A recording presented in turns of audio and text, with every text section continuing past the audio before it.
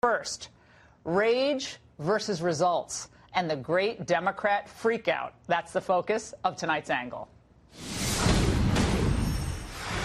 Being a liberal means never having to say you're sorry. An overstatement? Well, maybe.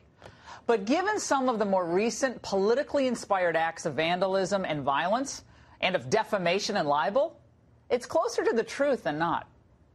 10 years ago, even 5 years ago, it would have been unthinkable that major political and media figures would bend over backwards to excuse criminal behavior because they agreed with the perpetrator's political motivation. Yet in this age of rage, this happens all too frequently. Didn't Jussie conflate the two?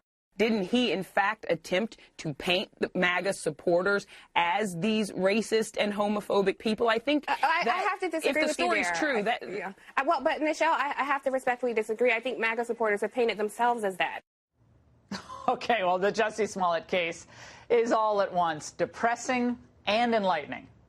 Well, it's depressing because so many seemed positively giddy. They were thrilled that a hate crime like that would have happened. Finally, they could draw a direct line from the support for Trump to support for almost a lynching. You had a noose, you had a racial and anti-gay slur. It was the politically perfect storyline that pushed all the right anti-Trump buttons. A Hollywood star who's black and gay, and now the victim of a heinous crime. The idea of racial slurs and maybe even some of the homophobic slurs being used toward him, you can see how serious this crime is right now. Absolutely despicable. And this is America in 2019. So now, even when it seems like the entire thing was a sick charade, the race hustlers remain undaunted. Interesting, when you use hatred and bigotry and lying for your own selfish end and you're a young black kid, gay black kid, you get indicted. If you do it when you're an old white guy, you become president. And I think there are enough monsters out there for real that we don't have to make any up. And I think that, you know, what white supremacists has never, they're at a historical high. Now focus on that last line for just a moment. White supremacy in 2019 is worse than it was, let's say, in 1963 in Birmingham, Alabama, when water cannons and dogs were released on civil rights marchers, when children were blown up in churches. Trump-hating comedians, undeterred by actual facts, are suddenly aggressively unfunny. Comedian Billy Eichner saying, if it turns out the attack was staged, that is disgusting. But don't give me any BS about MAGA supporters being the victim here.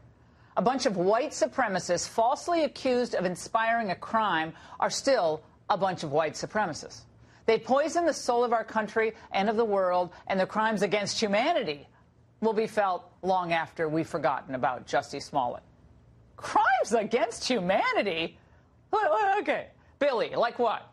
Policies that grow the economy and spur wage and job growth across the board, including for African Americans? That crime against humanity? Or the crime against humanity of creating, what, opportunity zones in some of our most debilitated communities? Or is it the crime of criminal justice reform that's a crime against humanity? You see what I'm saying? It's patently ridiculous. But this is all very enlightening, is it not? Because here's what's really happening. Trump's policies are actually working. We see it all around us. The Mueller report, it looks like it's going to be a dud. And liberal heroes are self-combusting before our very eyes. So the Democrat protectorate are in total freak-out mode. Let's look back. Their Kavanaugh accuser, Blasey Ford, flamed out. Their indigenous 2020 hopeful, Elizabeth Warren, was knocked off her high horse. Virginia's Democrat leaders are tangled up in blackface and Me Too scandals. And now, with Smollet, their dream of the perfect Trump-inspired hate crime has also fizzled. So now we're back to Donald Trump being Hitler, Pol Pot, and Stalin all rolled into one. That's the best they have. And while they mouth the requisite if Jussie did it, and this is wrong, well, they quickly then revert to their tired old narrative that today minorities should live in fear.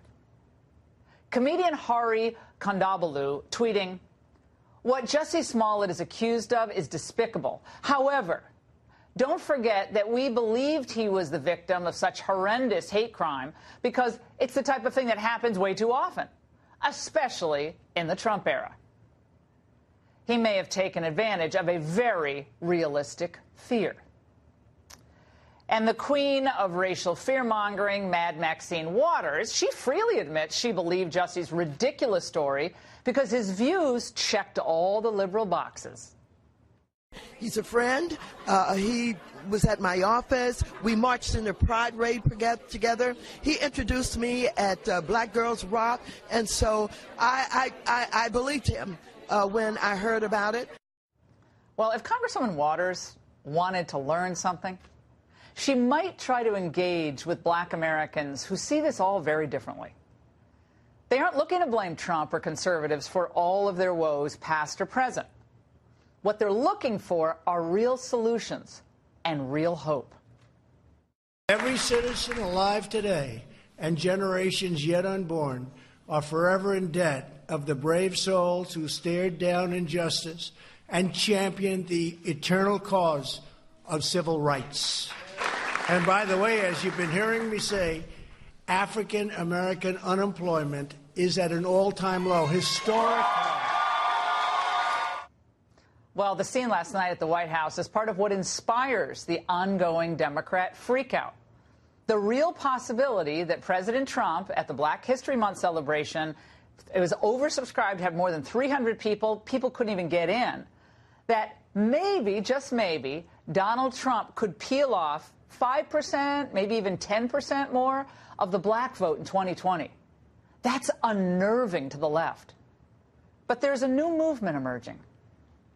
I really don't even understand why so many people hate black people, well, people that look like me and him, hate this president.